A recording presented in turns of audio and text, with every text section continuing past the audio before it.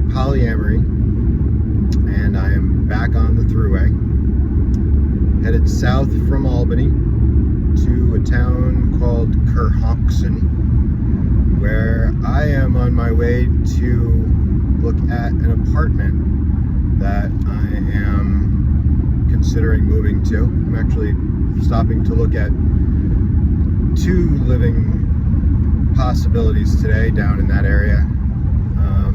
I don't know if you saw the previous video, but Purple Dancer and I are, well, I've decided to move, at least temporarily, do my own thing. So this episode of Throughway Polyamory is going to be talking about autonomy and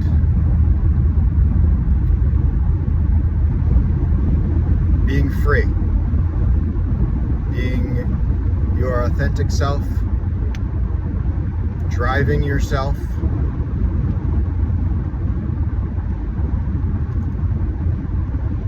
making choices yourself that serve you on the trajectory that you're on, whatever it may be.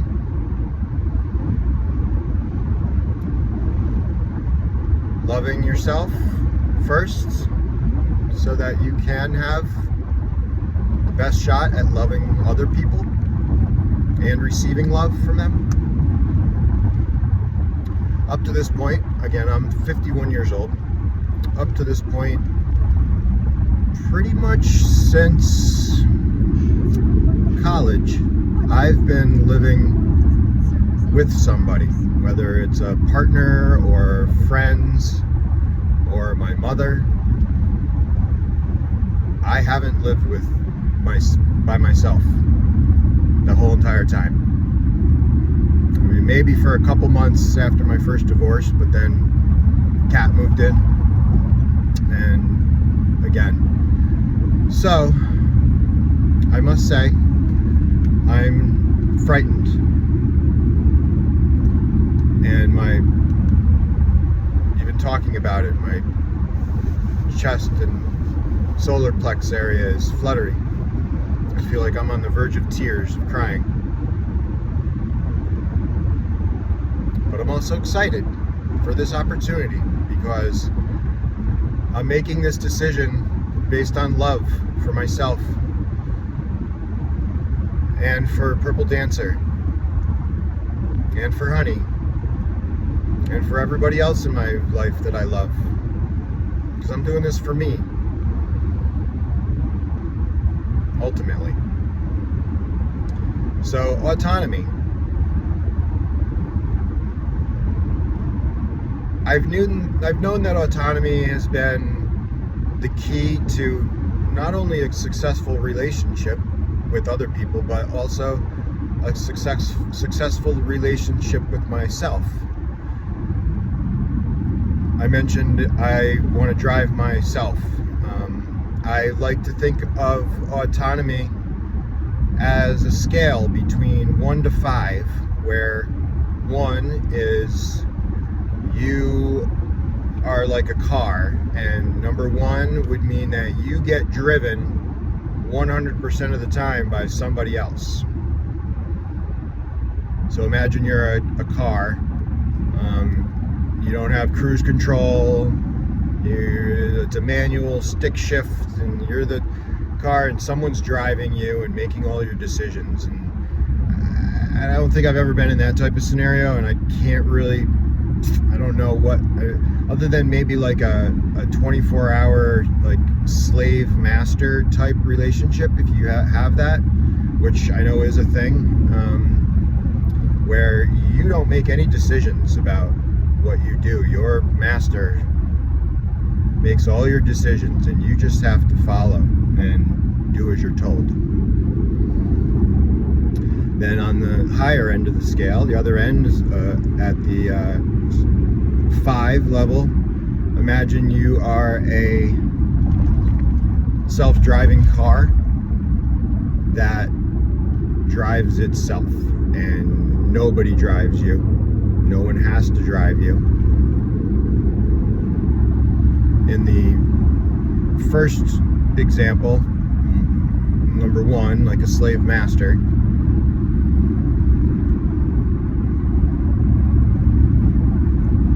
the person driving ultimately has the responsibility to drive you, and that's a lot of work for someone to have to do. Someone entering into that role as the driver 100% is taking on a big responsibility. I mean, decisions are, they eat at your energy, your soul, to have to make decisions not only for yourself but also for your partner or dear one that's a daunting task. I don't like to drive people. Maybe a little bit. Maybe I'll do them a solid and I'll drive someone a little bit. But if I was to pick an autonomy level for a partner, it would probably be a high 3 to a 4. I do like to drive people sometimes, and I like to give them a break, and I don't know, it's nice to drive for someone a little bit. And in the same token, I would have to say that I would be a pretty solid 4 with regards to how I want to be driven. I will let someone drive me a little bit. It is nice to let someone else take the wheel a little bit. Get a break. I mean, metaphorically and actually in the car as well. I do enjoy when other people drive from time to time. But in the autonomy scale, RAI, I like to call it, or it's been called, actually I didn't make that up, Relationship Autonomy Index on a scale of 1 to 5. I would like to be a 4 and relate with someone in the 4-ish range.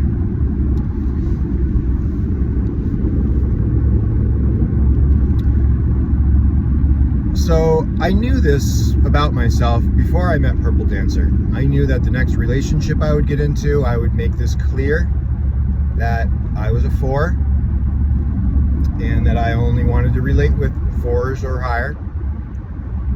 And I had this in my relationship manifesto document that once I met Purple Dancer, we had a few dates. I liked her. I sent her my relationship document detailing what she can and can't expect, what my relationship menu looked like, explaining my relationship my relationship autonomy index, what dating looked like for me, and she agreed.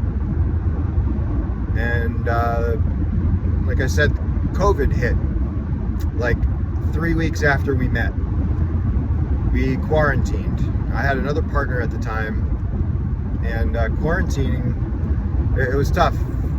I couldn't see my other partner too much, and that kind of took a toll on our relationship.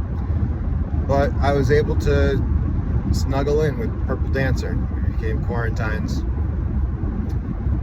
and we spent the summer together. In the fall, beginning of October 2020, I was living with my mom, and I would see Purple Dancer. I'd go down and stay at her place for the weekend, pretty much every weekend, and come back to my mom's and stay at my mom's and work during the week. I work from home. And I was miserable at my mom's, but it was my lot in life. It was actually good for me to not live with another partner and, I don't know, be with my mom. It was tough, but it had its definite benefits. I was able to save some money, get my shit in order emotionally, and I met Purple Dancer. So it was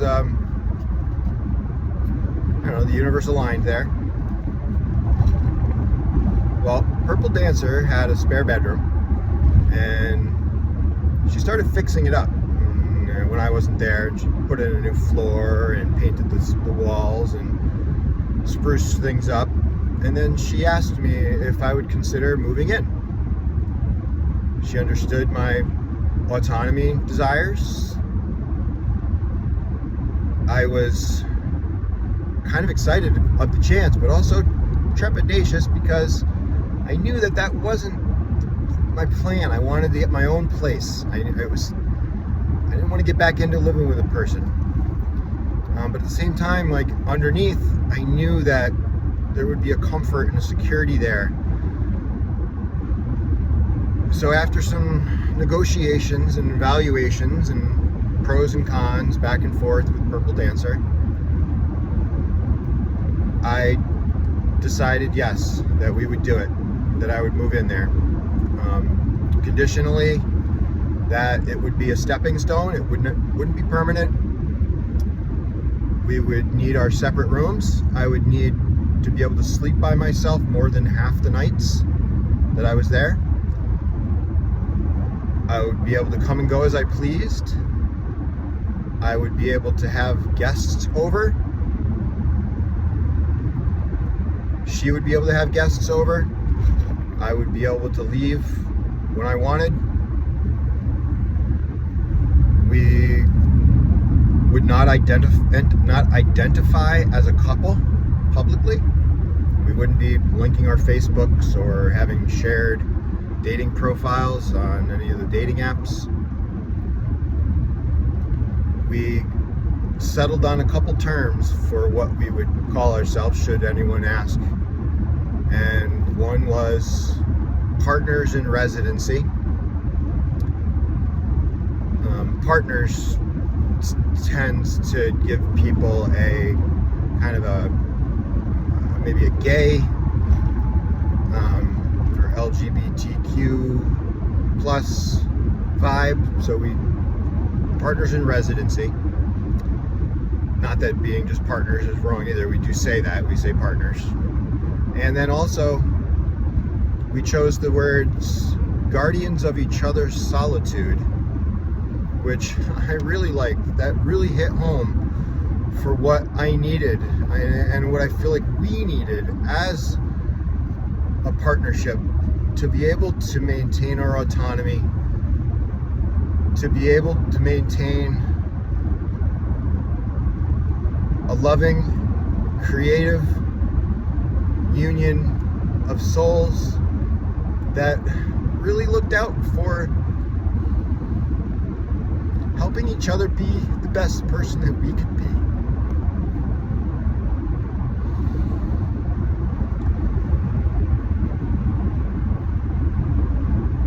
It was tough. The pandemic was still going on. We were still cut off from a lot of dating. Couldn't do a lot of dating. And then things started to lift in the pandemic. And then the dating sites were reactivated. We started accepting and having communications with people on dating sites, trying to get ourselves out there and really practice this polyamory thing that we were intentionally trying to practice. And I didn't have much luck. I still had another partner, Elle, and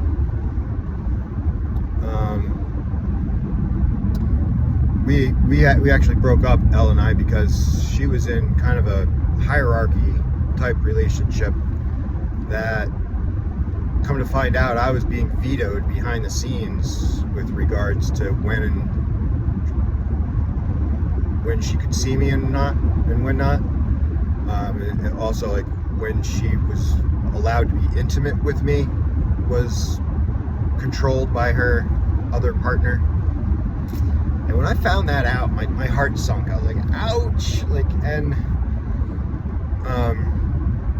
I had done that to other people in my past relationships where I had some hierarchy in my life. So again, coming back to autonomy and hierarchy, I wanted to be my own person, and anyone I met, I wanted to have,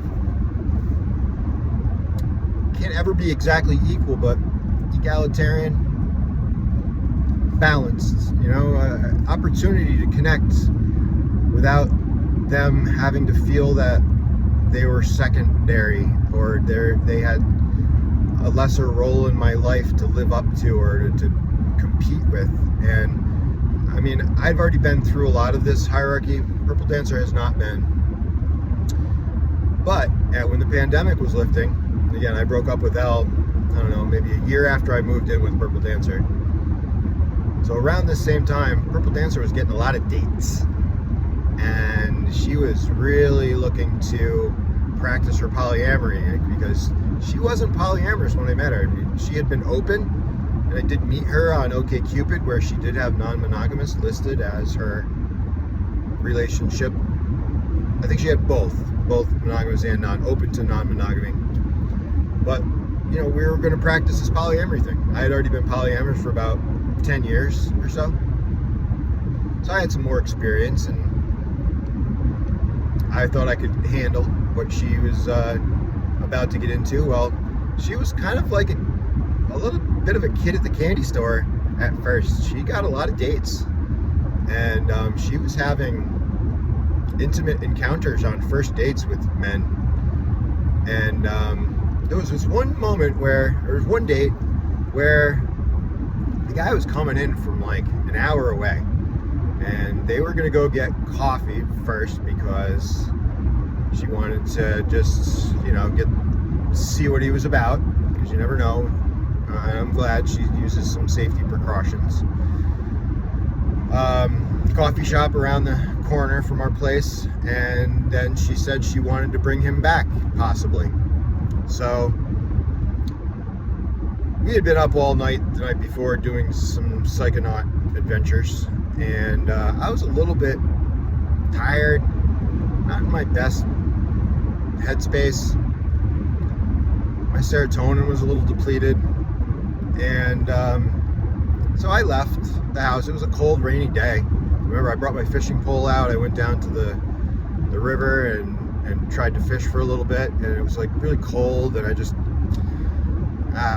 wasn't feeling right about in my head about things, and I had some jealousy pop up. And there was now this strange man that was going to be in my house, like railing my girlfriend, my partner. And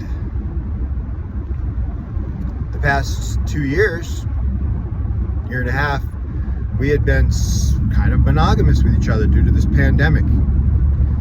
And I kind of fell back into my monogamous pattern of thinking and had some jealousy rear up.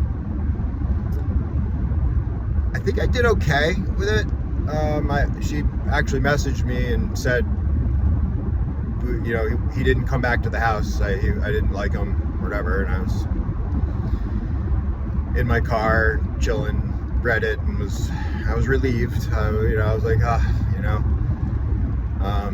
but nonetheless, I still had these jealous feelings well up and caused the flutteries, the butterflies. And by the way, thank you for still being here. If you're here listening to this,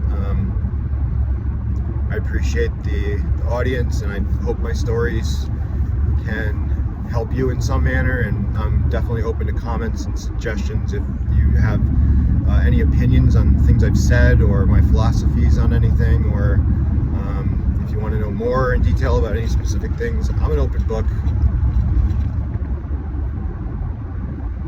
So again, thank you for being here. Rumble strip. So I got home and I asked her about her date. She told me, and when I think I said something like, "May I share how I'm feeling?" She said, "Sure." And I like to always preface these things with, just so you know, these are my feelings and I'm owning them. Nothing you did has caused me to feel these feelings. I'm feeling them on my own, and I know that I need to own them, and I need to work through them and not avoid them. So thank you for letting me express my feelings here. And I told her that I had some jealousy around this. That and I had all these excuses about why I was feeling jealous to try to, I don't know, validate my jealousy in some manner. Stuff like I felt weird about having a strange man in my home. I don't know, I felt bad about myself that I wasn't getting dates, and she had already had several dates already and was really hitting it off with people and doing her thing, which, you know, I wanted her to do. It's all good. And she appreciated me sharing the feelings, and she was wondering like how I feel. And, you know, I love being in the place where I can share my feelings with my partner in a non-judgmental. She didn't get defensive about it. I mean, maybe a little, just because she doesn't know. She was trying to defend herself, like, oh, I'm just doing polyamory like we said we're going to do. And like, that is what we decided to do. So, I mean, she didn't need to be defensive. That gets me like triggered a little bit, like that I got to do further validation about my feeling. But nonetheless, we weathered the storm of that initial urgency of my emotions that I had to get out. And I did feel better after that. Well, that night and then the next day, we had to go to work, and I'm still a little serotonin depleted, and I don't know, I got to stew all day about it at work. Like, it takes me a couple days to get this jealousy, fluttery feeling out of my belly. It's getting better over the years, but it still pops up, and it's uncomfortable, you know, and I just want it to go away. And for whatever silly reason, I think that if I lash out, or if I make a kerfuffle about it with my partner, somehow that'll make me feel better. Like, as if like making them feel bad about something they did would make me feel better.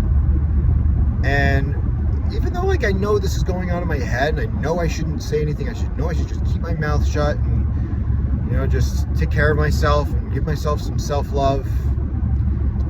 Somehow, one way or another, I have to make a comment that I shouldn't make.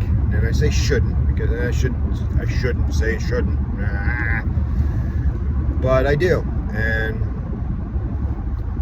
so, yeah, when Purple Dancer got home, I said to her, I think I'm going to move out.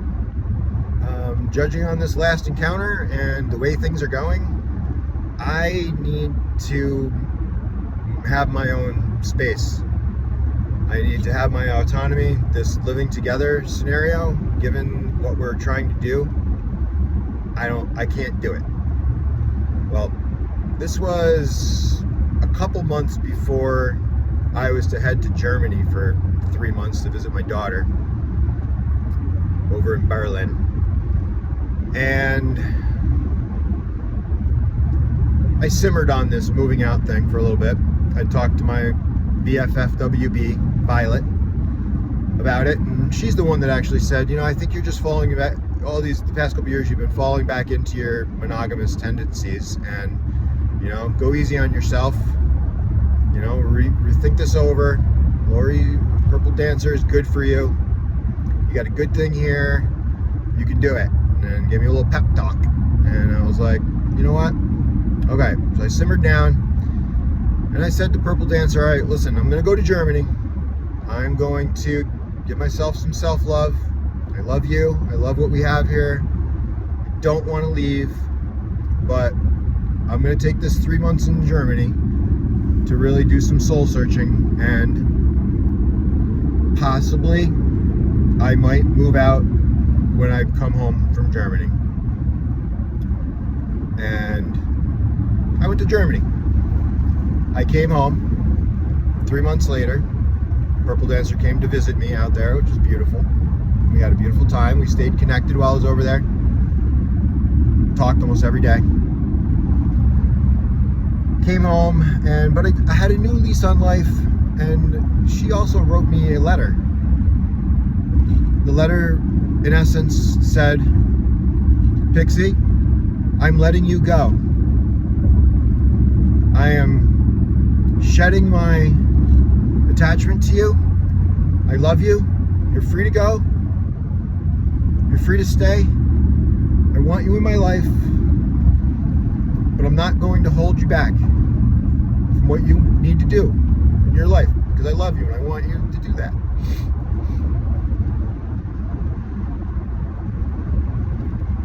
I was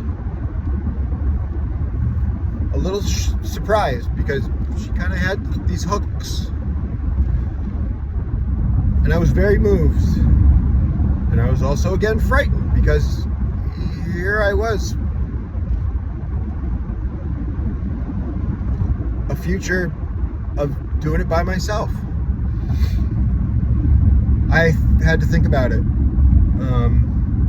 We talked about it. I talked about our autonomy again and tried to reiterate that I wanted to stay, but I wanted to give it a go dating, and I was going to try to find someone else in the universe to connect with, to try to be a guardian of Purple Dancer's solitude that I could see, maybe even stay at their place for a period of time, every month, per week, something, I don't know. Well, the universe opened up and Honey connected with me. We connected down in Kingston. Again, I'm up in the Albany, New York area. I met Honey. I mean, we talked online, shared videos and sweet messages, and really connected, and I met her. Our first date was amazing. And I came back to Purple Dancer and I said, I think I met the real deal here. And Purple Dancer was, I think her ears perked up and the hair stood up on the back of her neck like, oh, like, what do you mean? Well, yeah, I was then going down to Kingston on the Thruway every other week for a couple nights, every couple weeks. It seemed to work good with Honey. She had just gotten divorced. She had her kids every other weekend. She was dating other people and had her own life going on. Thought that I would fit into her Lego set with my Lego set pretty nicely. Give her the autonomy she was desiring in her life. She was also new to polyamory, so I thought this was fucking perfect. Well, a couple nights every couple weeks turns into 4-5 nights every couple weeks. Again, I work from home, so I was bringing my laptop down to Honey's and working from her place. It's magical. I was working there, she'd come home from work, we'd hang out. It was like playing house with another person. Well, 4 or 5 nights every 2 weeks became a week at a time. A week on, a week off. And, well, now it's like I go a week on, a week off, sometimes a little bit more down in Kingston, sometimes a little bit less. But I try to keep it equal. I'm splitting my time. It's a little bit challenging to do. The schedule is always a kerfuffle, and if I don't get the schedule right or make a mistake, and I call it stepping in shit when I don't do the schedule right. And, I'm trying not to be hard on myself for that either. I do the best I can. I do a really good job, I think. Well, Lori feels deprioritized, and this is the language she used, deprioritized. And I said, this rings of hierarchy, I can't do that. I hear those words and I'm like, when we open up things, you never know what's going to happen. Opening up a relationship or entering into one where it is open from the get-go, there's no promises. I mean, life in general has no promises. promises, I mean, they almost always seem to be broken in some manner. So this is kind of the crux of what's going on today. I am on my way down to Kerhonkson to see a place, to do myself a solid, do Purple Dancer a solid, guard my solitude, guard her solitude, maintain my autonomy, and give each other the best chance of being the best people we can be, so that we can show up for our loves and our dear ones the best way that we can, receive the love that they have, give them the love we have, and just keep it rolling, keep it flowing.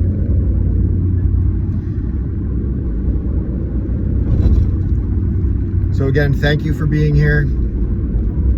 I appreciate if you've made it this far, hearing my story. I got a lot of them, and I'm happy to share. Wherever you are on your relationship journey, whether you're open or not, I hope you can get something out of my experience, and positive, loving vibes to you and your loved ones, your families. And I hope you can take care of yourself the best way that you know how to do. I mean, you know what you need to do to take care of yourself. You know, listen to your gut. Listen to what it says. You know, your gut says you stuff. Take a listen. Anyway, hope you have a good day or night.